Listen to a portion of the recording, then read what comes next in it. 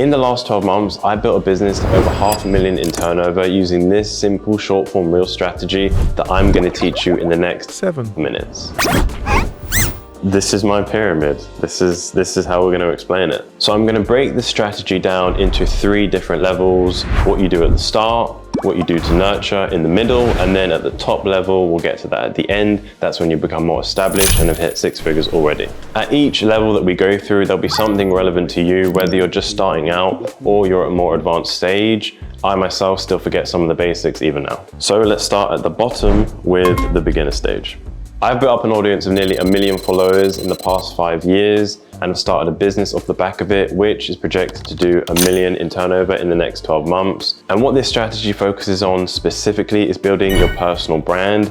Founder-led content performs significantly better than brand-led when it comes to building business on social media. Point number 1, at the very beginning, before you've done anything else, you should start with market research. By this, all I'm referring to is searching through your niche on socials, on Instagram and TikTok specifically, and find other founders that are doing exactly what it is that you're trying to do and see what works and see what doesn't. You're essentially just looking for business owners whose content is performing very well on the algorithm because there's obviously something that they're doing which you can replicate.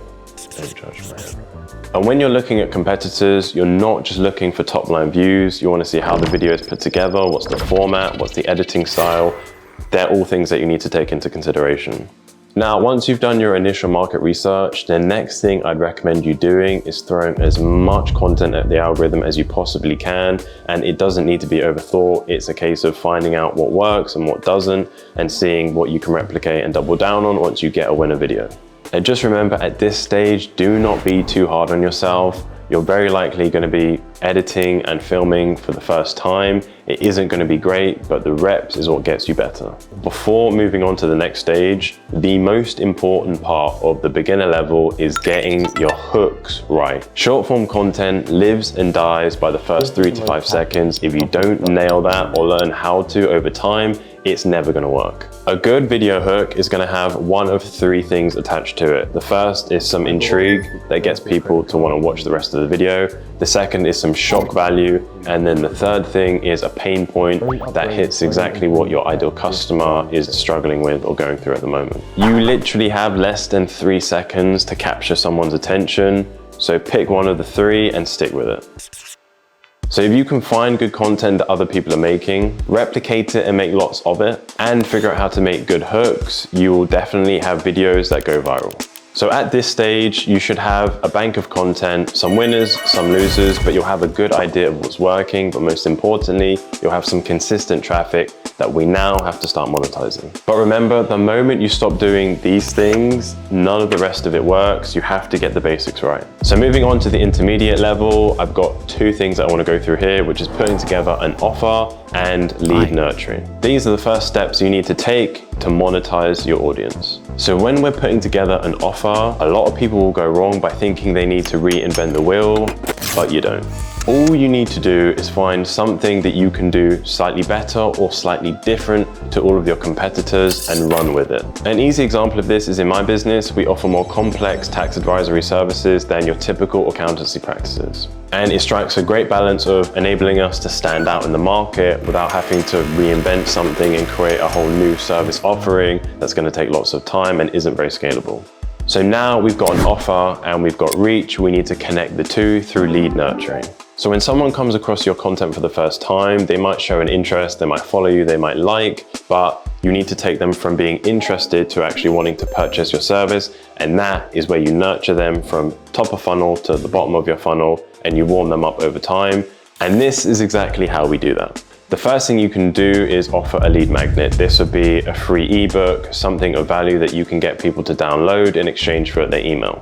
A lead magnet that worked really, really well on my social media was 10 free tax tips for business owners. Simple, clean, but effective. Oh mate, what have I done there? Now, how in-depth you go with the magnet itself and what you put into the free guide or resource that you're making really depends on the industry.